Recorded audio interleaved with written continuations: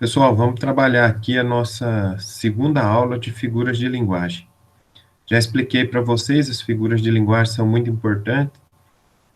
Todo vestibular, Enem, sempre tem.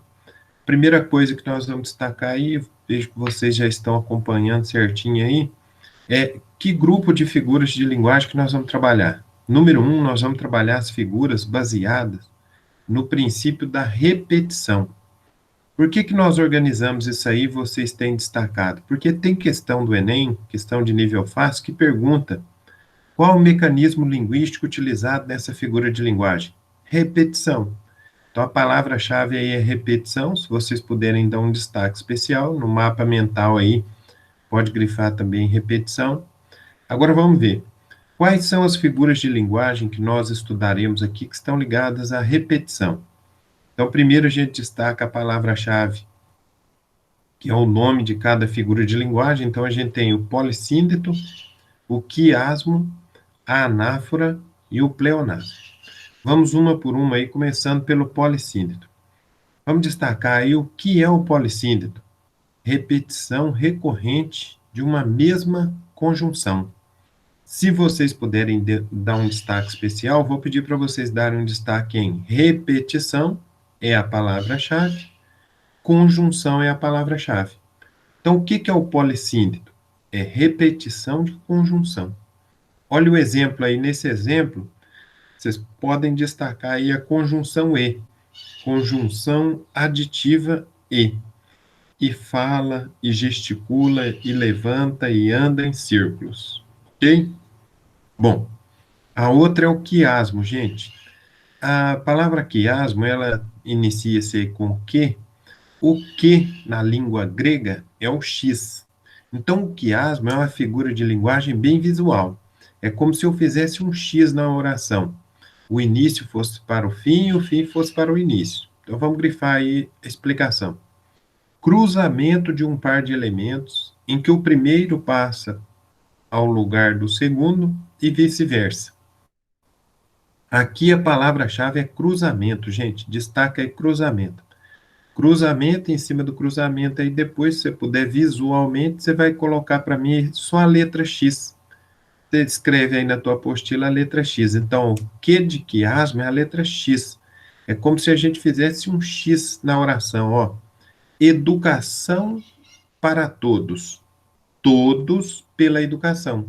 Então, o primeiro lugar vai para o último e o último vai para o primeiro. Então, a gente fez um X aí, ok?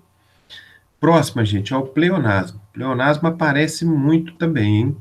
Fica de olho aí na explicação do pleonasmo. O que que a gente tem? Repetição de informações já contidas no enunciado. Aqui é importante que vocês destaquem a palavra repetição, que é o princípio que nós estamos usando. Agora, destaquem também informações já contidas.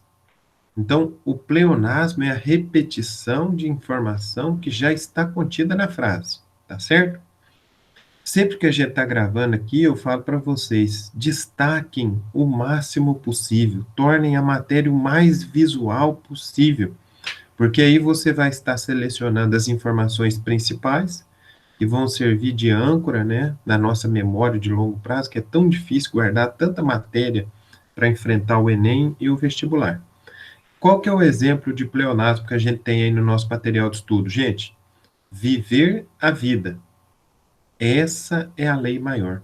Olha que nós temos o verbo viver e nós temos aqui o substantivo vida. Então, nós temos uma repetição de uma informação já contida na frase, no contexto. Vamos para a anáfora agora, pessoal. O que que a gente tem aí na anáfora?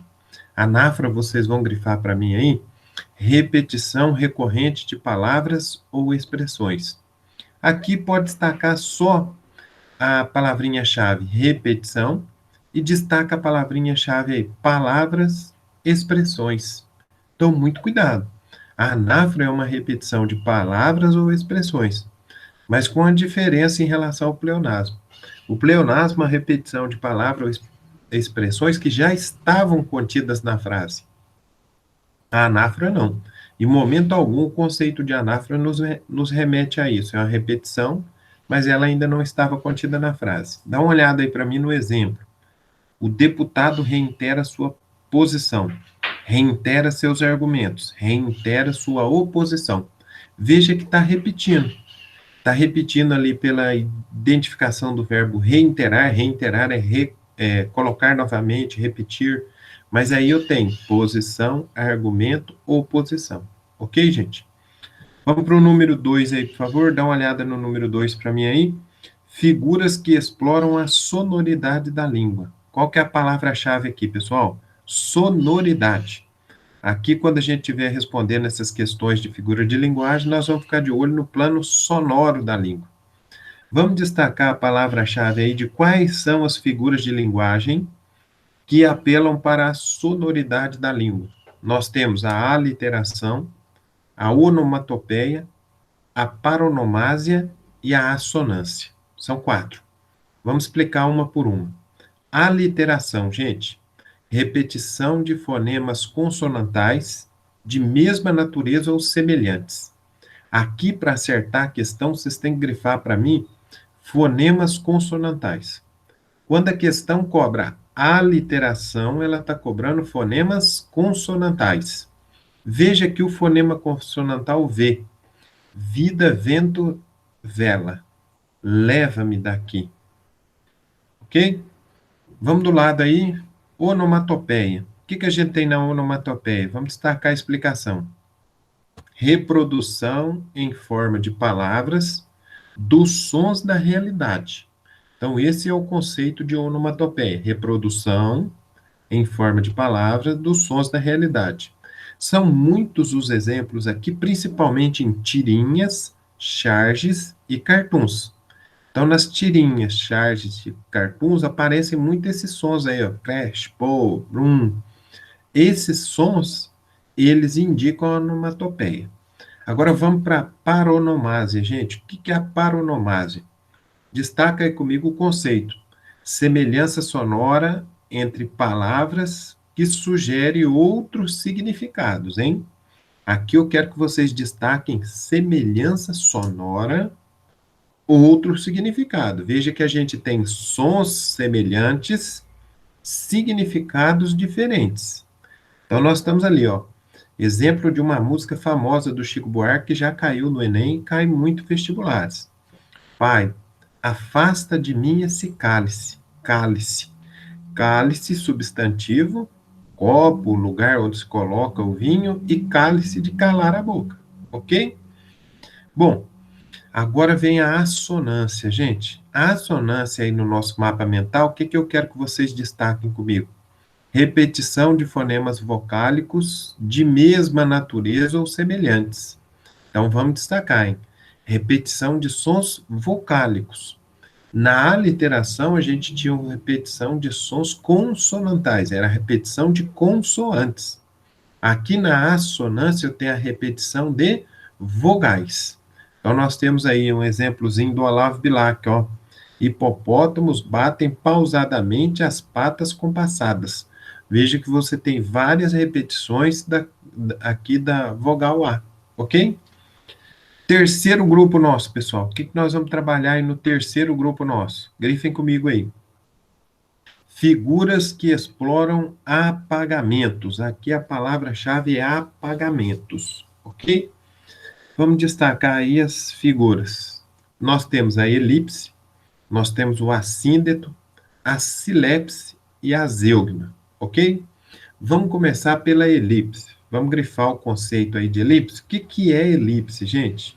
A elipse é o apagamento de termos que são reconhecidos pelo contexto.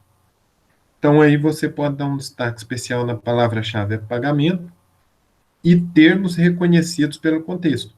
Então, um exemplo aqui é o que nós temos aqui, ó. Muito riso, pouco siso. O que eu estou definindo aqui? A pessoa que ri demais é uma pessoa que tem pouca maturidade, pouco juízo, ok? Agora vamos do outro lado ali, ó. Assíndeto. Assíndeto é o que, gente? É a omissão de conjunção entre orações. Aí vocês vão dar um destaque especial só em conjunções. Então, o assíndeto é o contrário do polissíndeto. Quando a gente viu ali atrás, o polissíndeto é a figura de linguagem marcada pela repetição de conjunção.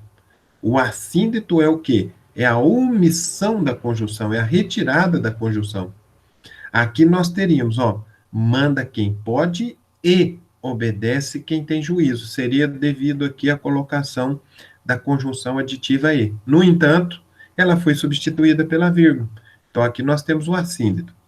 Vamos para a silepse, gente. A silepse é um pouquinho mais interessante. Destaquem aí comigo. O que é a silepse?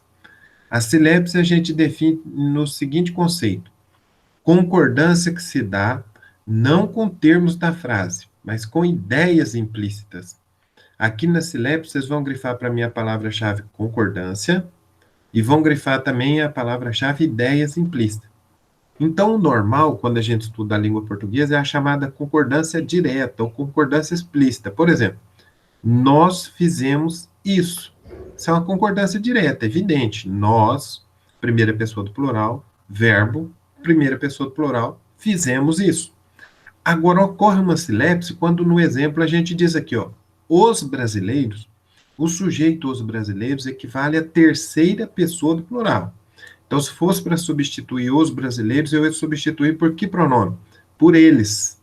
Então, os brasileiros equivale a eles.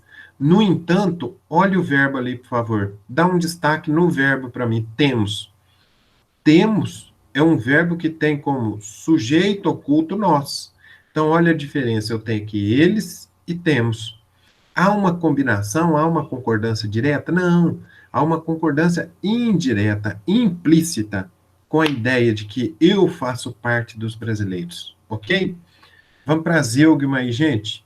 A zeugma é o quê? Conceito de zeugma é o apagamento de termo mencionado anteriormente. Então, vocês vão grifar aí para mim, apagamento e termo mencionado anteriormente, hein? Fica de olho nisso. Um exemplo nosso aqui é o seguinte, ó. Um dia da caça, outro dia do caçador. Então, no nosso exemplo aqui, nós temos uma omissão da palavra dia que já havia aparecido no contexto. Por isso que nós falamos que aqui nós temos uma zeugma. Ok, pessoal? Vamos para o quarto grupo aí, gente. Continuando o nosso trabalho com as figuras de linguagem, nós vamos para o quarto grupo. Qual que é o nosso quarto grupo de figuras de linguagem aí, pessoal? Número 4, nós vamos trabalhar as figuras construídas com base em descontinuidade. Aqui, então, a palavra-chave é descontinuidade. No nosso mapa mental, vocês podem destacar aí também a palavra-chave descontinuidade. E aí vamos destacar ali as palavras-chave. Nós temos duas figuras de linguagem centradas na descontinuidade. Quais são? 1, hipérbato, 2, anacoluto. Vamos definir aí essas duas figuras de linguagem? A número 1, hipérbato, nós definimos assim, o que é hipérbato, gente? É a inversão profunda da ordem natural dos termos da frase. Aqui vocês podem dar um destaque para mim, inversão profunda da ordem. Então, a ordem natural da frase é a gente ter o sujeito, o verbo e depois seus complementos. Quando eu pego os complementos e coloco primeiro, e depois o sujeito, e depois o verbo, eu inverti totalmente a ordem da frase, eu estou diante de um hipérbato. Lembra que quando nós estudamos os prefixos e sufixos, o hiper indica grande, muito. Olha o exemplo aqui, ó. Quem meu filho beija, minha boca adoça. Aqui nós teríamos uma completa deslocamento aqui dos elementos da frase, né? Nós poderíamos reordenar essa frase em minha boca adoça quem meu filho beija. Tá certo? Ou então, quem beija meu filho, minha boca adoça. Então, veja que os elementos estão completamente fora da ordem natural. Vamos para o anacoluto, gente. O que é o anacoluto? Conceito de anacoluto, vamos destacar aí? Anacoluto é a organização da frase em que um termo não se encaixa na estrutura sintática padrão. Aí, vocês vejam que ela é bem próxima do hipérbato, com a diferença de que o hipérbato é uma inversão na ordem. Já o anacoluto é uma desestrutura sintática. Não houve o encaixe da estrutura sintática. Aí veja o exemplo. Quem ama o feio, bonito lhe parece. Veja que há até uma certa noção de antítese que nós já estudamos. Ok? Número 5, gente. figuras baseadas na noção de tensividade. Aí a palavra-chave aqui para a gente é tensividade. Essas figuras de linguagem nós temos 4: eufemismo, hipérbole, apóstrofe e gradação. Vamos começar pelo eufemismo. O que seria o eufemismo? Manifestação atenuada de uma ideia considerada muito impactante. Então, o eufemismo eu tenho que dar uma notícia, eu tenho que falar alguma coisa que é muito pesada, eu vou suavizar a ideia. O eufemismo é uma suavização de uma ideia. Veja um exemplo.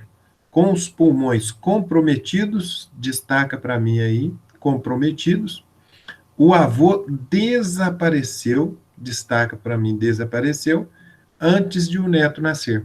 Então, ali, comprometidos é extremamente prejudicado, estragado, doente, desapareceu no sentido de morreu, ok? Hipérbole, gente, o que é a hipérbole? O conceito de hipérbole é bem fácil. Hipérbole é o quê? É a expressão exagerada de uma ideia. Então, destaca para mim a expressão exagerada. Exemplo: morro de dó desses animais. Ninguém morre de dó, gente. Você pode destacar o morro, é um exagero. A hipérbole é um exagero, é a expressão exagerada. E apóstrofe, pessoal? Vamos ver o apóstrofe. O que é o apóstrofe? O apóstrofe é a indicação de alguém ou algo personificado, presente ou ausente. Então, o apóstrofe, se vocês depois puderem escrever na apostila, é uma personificação. Apóstrofe é uma personificação. Olha o exemplo que foi colocado aí, tirado da poesia do Castro Alves. Ele está personificando esses elementos da natureza. Astros, noite, tempestades, rolai das imensidades. Então, como se astros, noite, tempestades, eles tivessem sido personificados. A última figura que a gente vai ver aí é a gradação, gente. O que seria uma gradação? Então, o conceito de gradação. Bom, a gradação é a sequência de palavras dispostas em saltos progressivos de intensidade. Um exemplo aqui a gente, tão duro, tão áspero, tão injuriosa palavra é um não, tirada aqui da poesia do Padre Antônio Vieira. Então, quando nós falamos em gradação, nós temos o quê? Nós temos como se fosse uma escadinha, né? E a gradação, às vezes, nós temos a gradação ascendente, vai do menor para o maior, e nós temos também a gradação descendente, que vai do maior para o menor. Ok, pessoal? Então, essas são as figuras de linguagem. Espero que vocês prestem atenção em todos os conceitos aí, porque elas sempre caem muito, tanto no Enem quanto nos vestibulares. E é muito importante que vocês dominem mesmo todos esses conceitos. Na interpretação de texto, as figuras de linguagem ajudam muito.